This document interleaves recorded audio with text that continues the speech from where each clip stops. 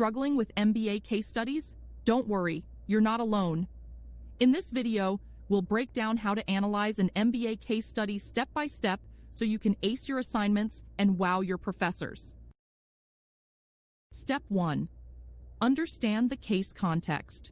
Start by reading the case thoroughly. Yes, more than once. Identify the main problem, the company's goals, and the key players involved. For example, is Intel Corporation struggling with declining sales or operational inefficiencies? No. Next, ask the right questions. Pinpoint the core issue and understand what factors, both internal and external, are influencing it. This will guide your analysis and make your insights more impactful.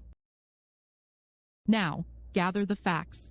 Review the case for financial data, market trends, and customer insights. Analyze this information critically. It's your evidence for solving the case. Step 4. Apply business frameworks. Use tools like SWOT analysis to assess strengths and weaknesses, or Porter's 5 forces to understand market competition. Frameworks structure your thinking and help you see the bigger picture. Generate a few actionable strategies to address the issue.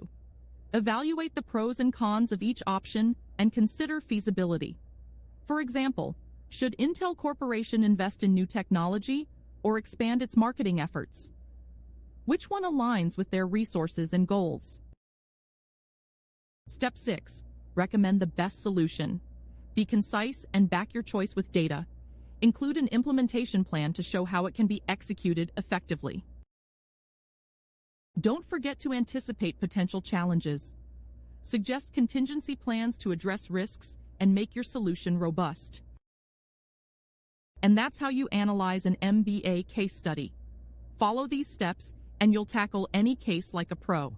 If you found this video helpful, hit the like button, subscribe for more tips, and share it with your classmates. Good luck.